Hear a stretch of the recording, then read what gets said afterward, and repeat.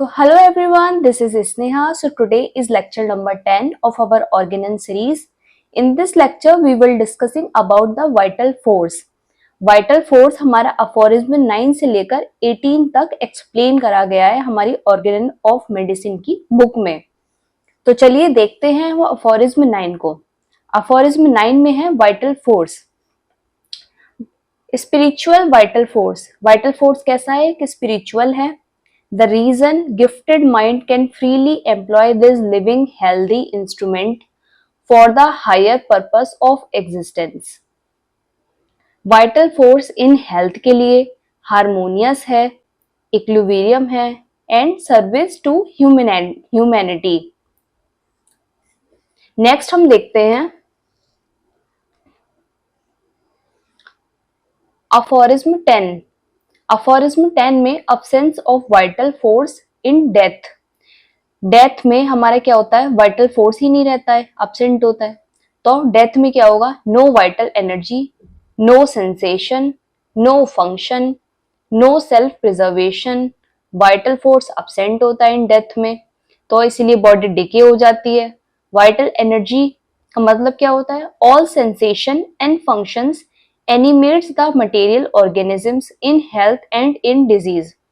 Vital energy किस किस में होती है, वाइटल एनर्जी का पहले बात मतलब क्या है, ऑल सेंसेशन एंड फंक्शन जो किसके अंदर होते हैं, एनिमेट्स द मटेरियल ऑर्गेनिजम्स, एक मटेरियल ऑर्गेनिज्म के अंदर होते हैं, चाहे वो हेल्दी कंडीशन हो या फिर उसकी डिजीज कंडीशन हो। दोनों ही कंडीशन में हमारी वाइटल एनर्जी या फिर वाइटल फोर्स प्रेजेंट रहता है। बस हमारा जो डेथ होती है तब वाइटल फोर्स absent हो जाता है। अफोरिज्म 11। अफोरिज्म 11 के फुटनोट में डायनेमिक एक्शन, डायनेमिक इन्फ्लुएंस या फिर डायनेमिक पावर के बारे में एक्सप्लेन करा गया है। द डायनेमिक इन्फ्लुएंस और dynamic power is the quality of nature, it's modus operandi can not be explained. जो डायनेमिक इन्फ्लुएंस है या डायनेमिक पावर है वो किसकी क्वालिटी है, वो एक नेचर की क्वालिटी को बताया गया है। यहाँ पर कोई भी मोडस ऑपरेंडी जो हमारे मोड्स ऑफ ट्रीटमेंट होते हैं उनको एक्सप्लेन नहीं करा गया है। The in dynamic influence, two substances are interrelated and act upon each other, but there is no material connection between them.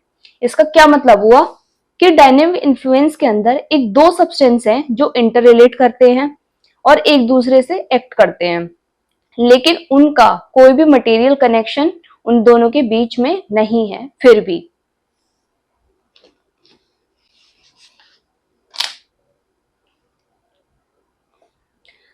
हमारे फुटनोट अफोरिज्म 11 एंड 30 में मटेरिया पेकिंस के बारे में बोला गया है।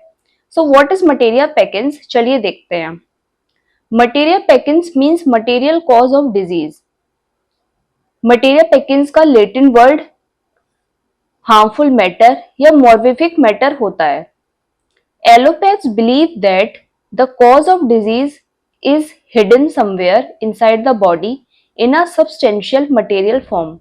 जो हमारे ओल्ड स्कूल फिजिशियन थे जिनको हम एलोपैथ्स बोलते हैं, वो किस पर बिलीव करते थे कि जो कॉज ऑफ डिजीज है वो हमारी बॉडी के अंदर ही कहीं छुपा हुआ है, इन अ सब्सटेंशियल एक मटेरियल फॉर्म के अंदर। इसलिए उन्होंने जो मटेरिया पेकिंस है उसको मटेरियल कॉज ऑफ डिजीज बोला है। लेकिन हैनीमैन ने उसको क्रिटिसाइज किया। उन्होंने बोला the old school of medicine believe it might cure diseases in a direct manner by the removal of imaginary material cause of disease.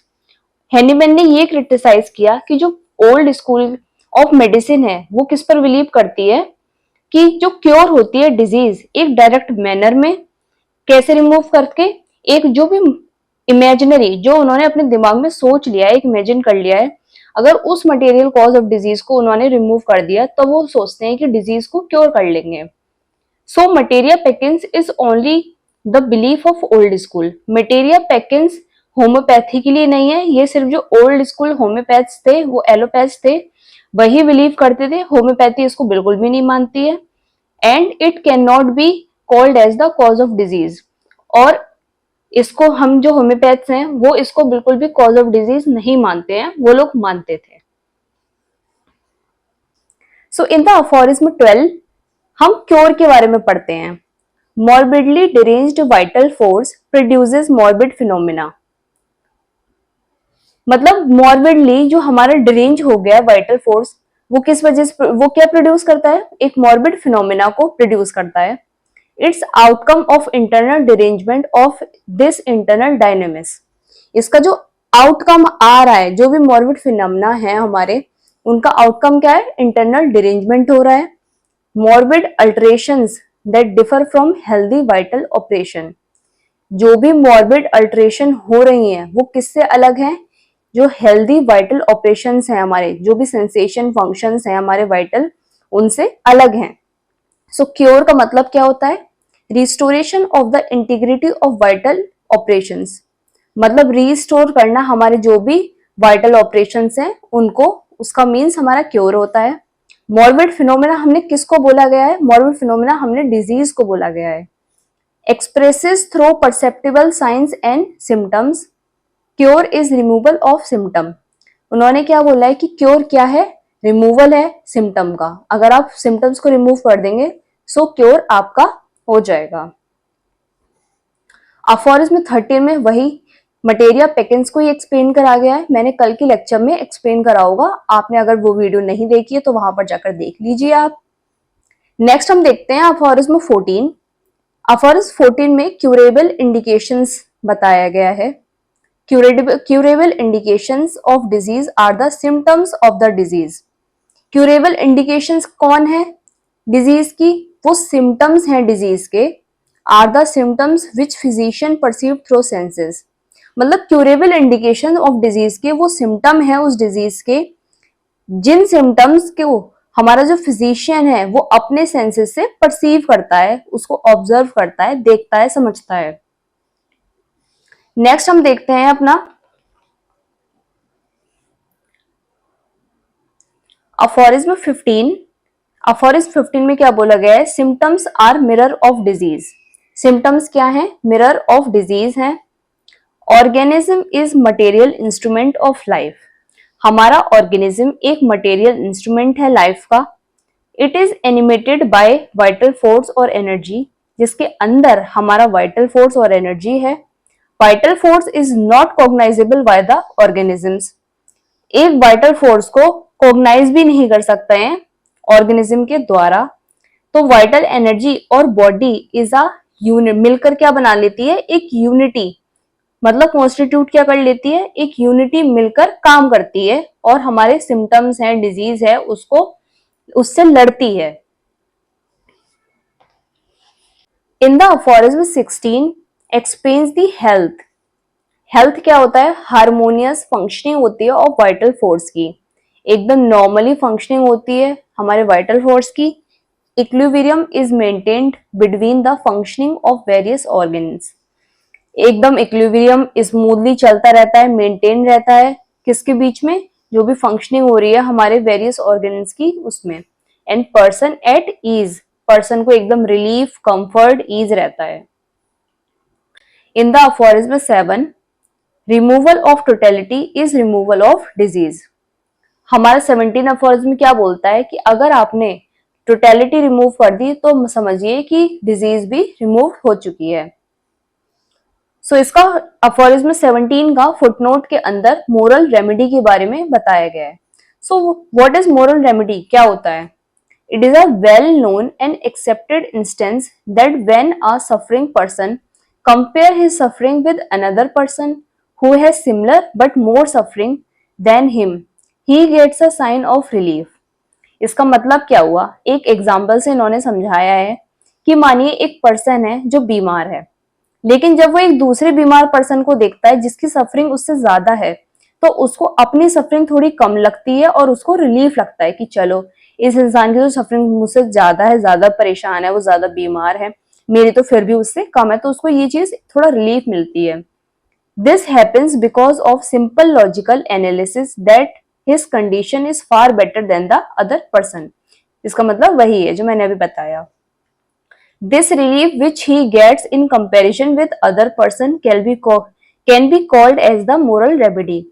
तो ये जो रिलीफ है, जो कंपैरिजन उसने दूसरे के पर्सन के साथ निकाला है, उसी को ही हैनीमैन ने एक मोरल रेमेडी बोला है। सो ये हमारी मोरल रेमेडी हमारे फुटनोट में एक्सप्लेन करी गई है। लास्ट हम अफोरिज्म 18 देखते हैं। अफोरिज्म 18 के अंदर totality of symptom is the sole guide for selection of similimum है। Disease is discovered only by totality of symptoms. The sum of symptoms in each case are the sole indication, the sole guide to direct us for the choice of similimum. इसका मतलब क्या हुआ?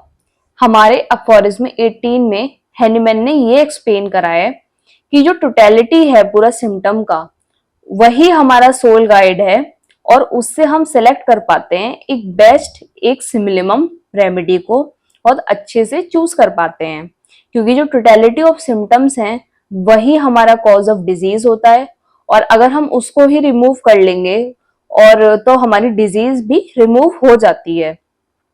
तो अगर हमने उसको totality of symptoms को हमने निकाल लिया तो इसका मतलब हम चॉइस ऑफ सिमिलिमम उसका कर देंगे। तो टोटलिटी ऑफ सिम्टम को हमने एक सोल गाइड या सोल इंडिकेटर माना है।